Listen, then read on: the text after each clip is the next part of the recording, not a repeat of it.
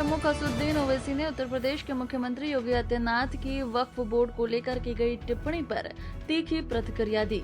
उन्होंने आरोप लगाया कि सरकार मस्जिदों और मंदिरों के बीच विवाद खड़ा करना चाहती है। साथ ही ओवैसी ने कहा कि वक्फ संपत्ति को राज्य सरकार द्वारा नियुक्त सर्वे कमिश्नर की रिपोर्ट के आधार पर घोषित किया जाता है और सीएम योगी इस प्रक्रिया को झूठा साबित करने की कोशिश कर रहे हैं।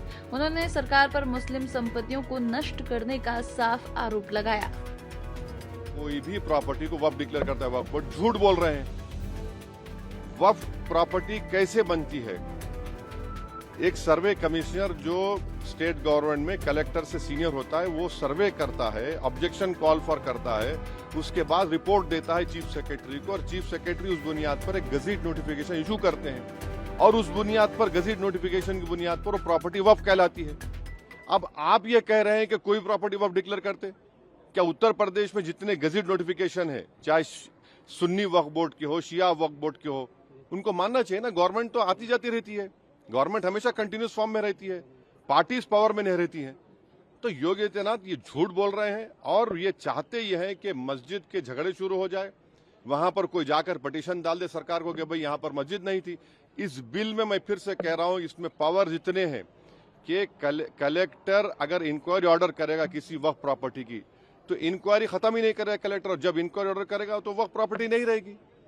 तो ये वक्फ की जायदादों को छीनने के लिए मोदी सरकार ये बिल को ला रही है।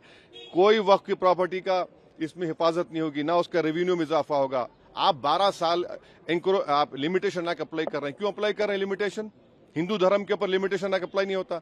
तो जो एनक्रोचर 12 साल से ओनर बन जाएगा, वो ओनर बन जाएगा ना। अब ये बताइए कौन सा काम कर रहे हैं आप कौन सा प्रॉपर्टी बचा रहे हैं? ये पार्लियामेंट सामने मस्जिद है, आप वक्फ बाय यूजर निकाल के कह रहे हैं कि डिस्प्यूट गवर्नमेंट होगा, डिस्प्यूट होगा, ये गवर्नमेंट प्रॉपर्टी होगी।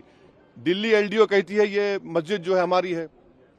कल कलेक्टर को आप पावर्स दे रहे हैं, गवर्नमेंट के ऑर्डर पे बोलेगा ये मस्जिद गवर्नमेंट प्रॉपर्टी, मस्जिद बंद हो जाएगी। फिर ये हम एग्जाम्पल दे रहे हैं आपको। अब इसका गवर्नमेंट कैसा इसका रद्द करेगी?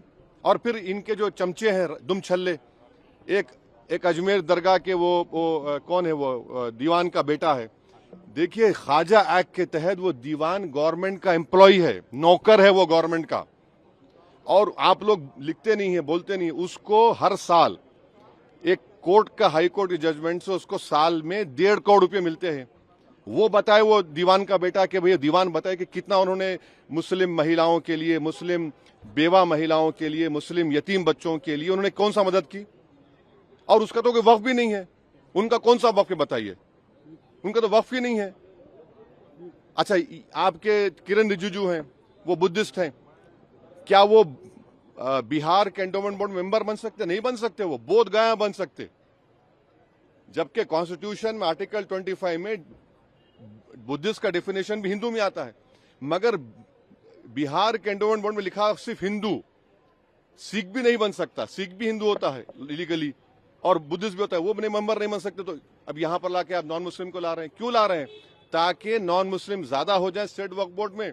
उसके बाद आप वक्फ बाय यूजर के निकाल रहे हैं कंडीशन के साथ, तो आप पूरा कब्जा कर लेंगे आप। ये हमारा जेन्युइन कंसर्न है। ये कोई वक्फ को बचाने के लिए, वक्फ को इंप्रूवमेंट करने नहीं लाया जा रहा है। मुसलमानों से मस्जिदों को छीनने के लिए, दरगाहों को छीनने के लिए कानून ला